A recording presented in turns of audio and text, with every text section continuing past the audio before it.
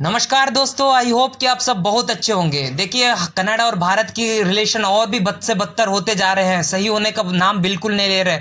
दोनों तरीके से वार हो रहा है गाइस। एक साइड कनाडा कुछ कर रहा है तो उसका रिएक्शन भारत ने भी कर रहा है। इस प्रकार से जो बहुत ही ज़्यादा डिप्लोमेटिक स्थितियाँ खराब हो चुकी हैं।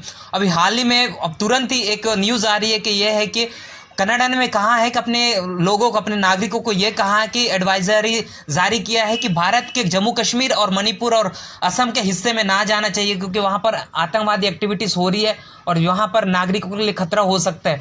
देखो, ये बोलकर जो है इतना ज़्यादा वर्स्ट कर दिया हमारे जो रिलेशन है, और वहाँ के लोगों के अंदर ये डर बैठाने की कोशिश कर रहे हैं। और इससे क्या पता चलता है गैस, इससे जो है दोनों देशों के बीच के जो रिलेशन बहुत ही ज़्यादा खराब होते दिख रहे हैं, और ये जो है आने वाले समय में कम नहीं होंगे और भी बढ़ते जाएंगे इस प्रकार के। और ये सब क्यों हुआ? इसीलिए हुआ क्योंकि वहाँ पर एक बहुत बड़े आतंकवादी था, जो कि भारत ने उन्हें आतंकवादी घोषित किया गया था। हरदीप सिंह निज्जर, जो पिछले कुछ 2-3 महीने पहले उनकी हत्या कर दी गई थी, और जिसके कारण जो वहाँ के लोग, सिख लोग जो है, कनाडिया सरकार को प्रेशर बनाने लग गया कि तुम भारत के खिलाफ क्यों कुछ नहीं बोलते हो। तो इस प्रकार से तब जाके जो है उसका रिएक्शन जो है, कनाडा के जो पीएम है कल या परसों रिएक्शन किया है इस बात को। तो इसी चीज़ों को लेकर जो दोनों देशों के बीच में जो है रिलेशन बहुत ही ज़्यादा ख़राब हो रही है गाइस। और देखा जाए तो ये खालिस्तानी मूवमेंट कनाडा में बहुत ज़्यादा चल रही है, और इसके एक्टिविटीज़ के कारण ही है उनकी हत्या कर दिए गए थे।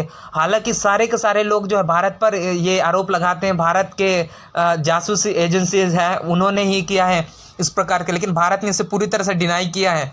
और इस प्रकार से जो है दोनों देशों के बीच में, हालांकि कहीं ना कहीं लगता है कि भारत ने ऐसा किया, लेकिन कोई भी यार सीधा डायरेक्टली नहीं बोलेंगे कि हमने किया है करके। देखो, आपने इजराइल को देख सकते हो। इजराइल कई बार अपने पड़ोसी देशों के अंदर घुस के मारता है, लेकिन वो कभी नहीं कहता है कि मैंने ये सब हत्याएं करवाई है, जो भी कुछ करवाया है, क्योंकि कोई भी देश जो है इस प्रकार नहीं करता। देखो, भारत की इससे तो साख का तो कोई असर नहीं पड़ेगा, क्योंकि भारत के पास भी ऐसे टेक्नोलॉजी है, भारत के पास भी ऐसे तरीकाएं हैं जहां पर दूसरे देशों के यहाँ पर आतंकवादी को जाके मार सकते हैं। तो ये स्थिति है गाइस। तो इसलिए जो अभी दोनों के बीच में रिलेशन बहुत ज़्यादा ख़राब हो गया है। अब सबसे पहले बात करते हैं कि भाई ये हरदीप सिंह जिग्गर कौन था। ये बेसिकली पंजाब का था, लेकिन 1997 में ये यहाँ से भाग गया कनाडा, और वहाँ पर एक प्लम्बरिंग का काम करता था। और धीरे धीरे इनका जो KTF के साथ, इनका KTF मतलब खालिस्तान, जो कि खालिस्तान फोर्स जो है, उनके साथ इनका रिलेशन शुरू हो गया, और जिसके कारण उसमें जाके वे घुस गए और शामिल हो गया। और वे वहाँ जो है इस प्रकार के एक्टिविटी, खालिस्तानी वाले एक्टिविटीज़ को जो ज़्यादा से ज़्यादा प्रमोट करना शुरू किया।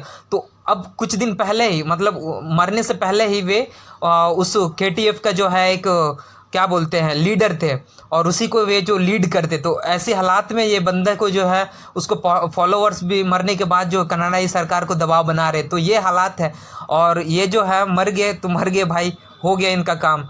अब इसके कारण तुम क्यों बर्बाद कर रहे हो इंडिया के साथ रिलेशन, ये इनको समझ नहीं आया। ट्रेड की बात कर रहे हैं, ट्रेड भी इतने ज़्यादा नहीं है गाइस दोनों के बीच में, कनाडा और इंडिया के बीच में।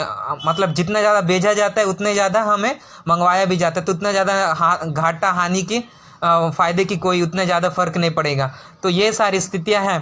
तो ये सब है दोस्तों, बाकी सब आगे देखा जाएगा। मुझे तो नहीं लगता है कि आगे ये कुछ दिन तक ये मतलब कि ठीक हो जाएगा, लंबा प्रोसेस लगेगा, क्योंकि बहुत इसमें मतलब प्रधानमंत्री जैसे लोग आके इंटरफेयर किए हैं। मतलब आप समझ सकते हो कितना गहरा बात है। तो ये सब है दोस्तों, आई होप कि आपको समझ आया। मिलते हैं नेक्स्ट वीडियो में।